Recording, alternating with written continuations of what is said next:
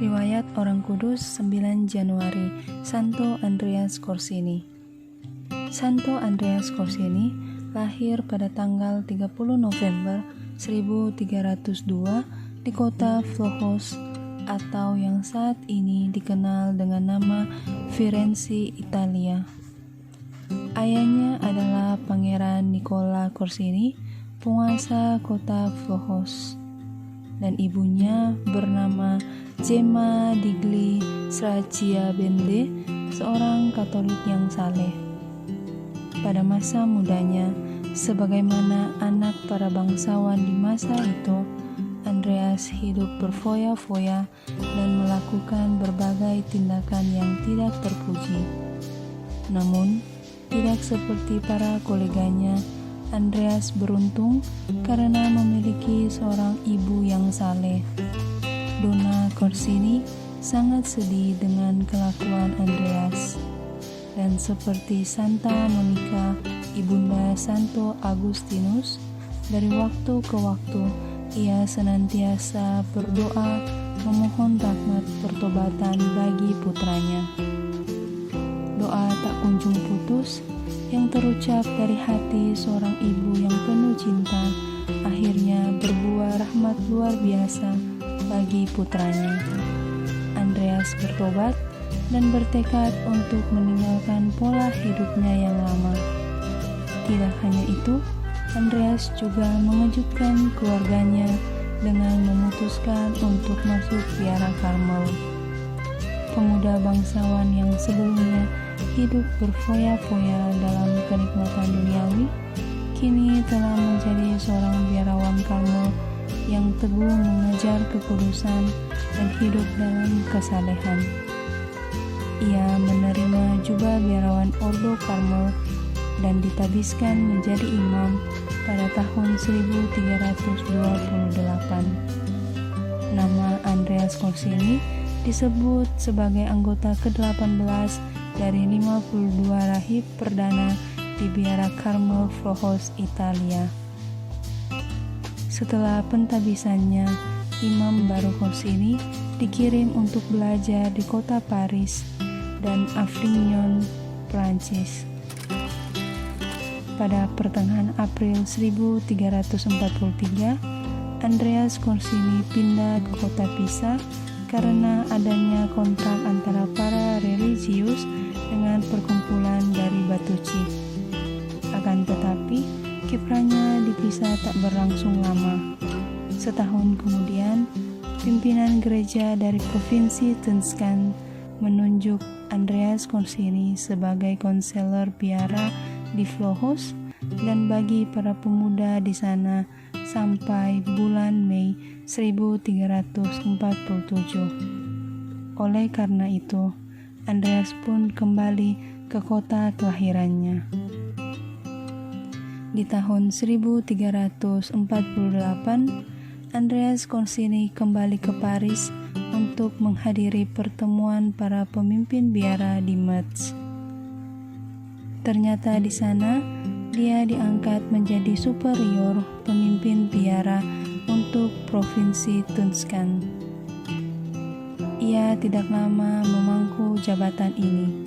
2 tahun kemudian, Paus Clement VI menunjuk Andreas Corsini sebagai uskup kota Fiesole, menggantikan uskup sebelumnya Vilnius Oliveri Carboni yang telah tutup usia. Kota Fiesole berada dalam wilayah Florence, yang adalah wilayah kekuasaan keluarga bangsawan Corsini. Karena itu, berita pengangkatan Andreas Corsini sebagai uskup yang baru disambut umat dengan gembira. Kisah masa mudanya dan kisah pertobatannya yang luar biasa sudah menjadi buah bibir umat di Florence. Kebaikan hati serta kesungguhannya dalam menjalani hidup membiara juga telah terdengar. Ketika uskup Andreas tiba di Fiesole, mereka menyambut kedatangannya dengan gembira. Andreas Corsini kemudian dikenal sebagai uskup yang dekat dengan umatnya. Ia hidup sangat sederhana dan merakyat. Ia selalu bersahaja dan membatasi semua kebutuhannya hanya untuk hal-hal yang penting saja. Walau sudah menjadi uskup, namun ia tetap hidup miskin sesuai dengan regula Ordo Karmel. Ia juga sering berusukan mengunjungi umatnya, kadang hanya dengan berjalan kaki. Dari jauh, umat sudah dapat mengenali karena jubah coklatnya yang panjang.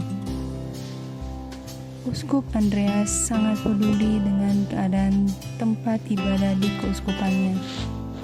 Ia memperbaiki gereja katedral yang hampir roboh, gereja Santa Maria di Flojos, dan gereja Fininia Valdarno.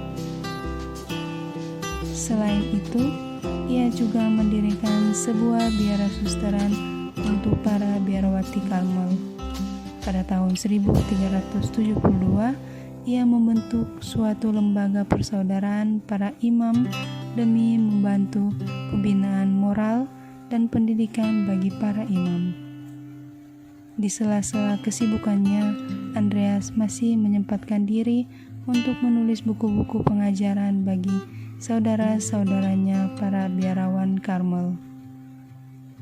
Sepanjang hidupnya, ia telah menuliskan 24 jilid buku dengan berbagai topik sebagai bahan pengajaran untuk para Karmelit. Akan tetapi, semuanya ini tidak melebihi kepeduliannya terhadap orang miskin. Andreas menyebut dirinya sendiri sebagai bapa dan administrator orang miskin. Banyak orang miskin yang mendapat perhatian dari beliau, terutama selama tahun pertama dia menjadi uskup, sebagai akibat dari bencana kelaparan pada tahun 1348 sampai 1349. Salah satu hal istimewa yang dilakukan oleh Andreas Corsini adalah keberhasilannya membawa perdamaian bila terjadi pertikaian di antara para bangsawan. Di masa itu, pertikaian antara para bangsawan Italia dapat berubah menjadi pertempuran yang berdarah bila tidak diselesaikan secara bijak. Uskup Andreas akan bertindak sebagai penengah yang netral dan jujur. Kewibawaannya yang penuh karisma membawa kedamaian yang merukunkan banyak pihak. Uskup Andreas Corsini tutup usia pada tanggal 6 Januari 1374. Meskipun dia meninggalkan pesan untuk dikuburkan di biara Karmel di Flojos, namun umat kota Sio Soler berkeras menguburkan Uskup Andreas di kota mereka. Para religius dari Flojos tidak putus asa. Dengan izin dari Uskup Sio Soler yang baru, yang tidak lain adalah saudara Andreas sendiri, Neri Corsini, mereka berhasil membawa jenazah Andreas Corsini ke Flojos pada tanggal 2 Februari 1374. Saat ini, reliki Santo Andreas Corsini berada di gereja Santa Maria del Carmine di Flojos. Santo Andreas Corsini dibeatifikasi tahun 1374 oleh Paus Gregorius XI, kanonisasi pada 29 April 1629 oleh Paus Urbanus VIII. Santo Andreas Corsini, doakanlah kami.